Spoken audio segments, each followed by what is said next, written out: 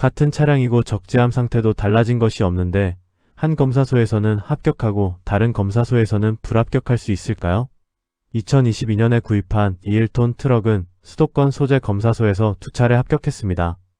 그런데 귀농 후 지방 소재 검사소에서 받은 세 번째 검사에서는 중량 초과로 불합격 판정을 받았습니다. 차량은 2022년 10월에 구입 등록한 포터의 디젤 파워게이트입니다. 이륜 초장축 슈퍼캡 자동 변속기 차량이며 적재함 바닥에는 철판이 보강되어 있습니다.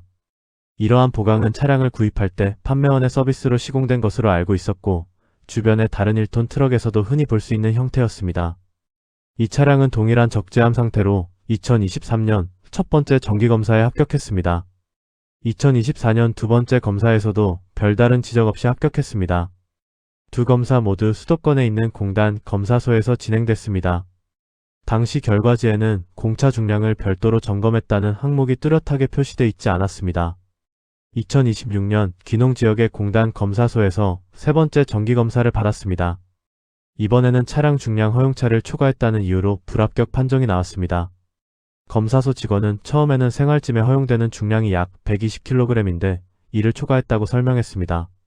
같은 차량이 앞선 두 검사에서는 합격했기 때문에 쉽게 이해하기 어려운 결과였습니다. 검사기획부서에 문의했지만 최근 지침이 바뀐 사실은 없다는 답변을 받았습니다.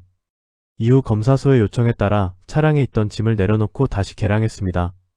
약 30kg이 줄었지만 검사소는 여전히 기준보다 145kg을 초과했다며 불합격 판정을 유지했습니다. 검사 당시 운전자는 차량에서 내린 상태였지만 65리터 연료 탱크에는 경유가 가득 차 있었습니다.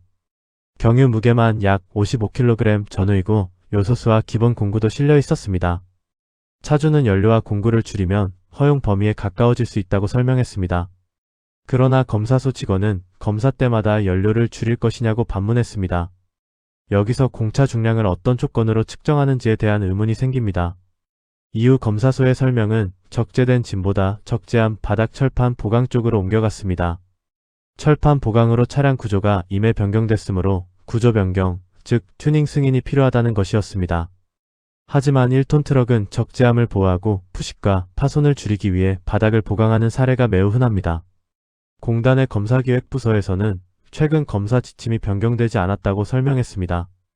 그렇다면 같은 공단 소속 검사소에서 동일한 차량을 두고 이전에는 합격, 이번에는 불합격한 차이가 어디에서 발생했는지 명확한 설명이 필요합니다. 안전을 위한 엄격한 검사는 필요하지만 측정 조건과 판단 기준 역시 예측 가능하고 일관돼야 합니다. 차주는 인근 민간 자동차 검사장을 방문해 상담과 중량 계측, 적재함 상태 확인을 받았습니다. 이는 별도의 네 번째 정기검사나 공식적인 합격 판정은 아니었습니다. 민간 검사장 측은 보강 상태가 경미하고 1톤 트럭에서 일반적으로 볼 수 있는 수준이라며 이를 이유로 한 불합격 판정에는 의문이 있다는 의견을 밝혔습니다. 다만 민간 검사장도 이미 공단 검사소에서 중량 초과와 적재함 보강을 이유로 불합격 처리했기 때문에 현실적으로는 구조 변경 승인을 받은 뒤 재검사를 받아야 한다고 안내했습니다. 기존 적재함을 그대로 사용하면서 서류상 변경 승인을 진행하더라도 신청과 대행, 확인검사 등의 추가 비용과 시간이 발생합니다.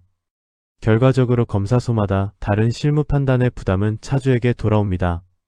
구조 변경 업체를 찾고 비용을 지불하고 다시 검사소를 방문해야 합니다.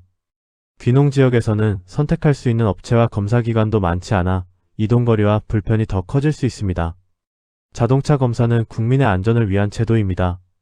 그런 만큼 전국 어디서나 동일한 측정 조건과 판단 기준이 적용돼야 합니다.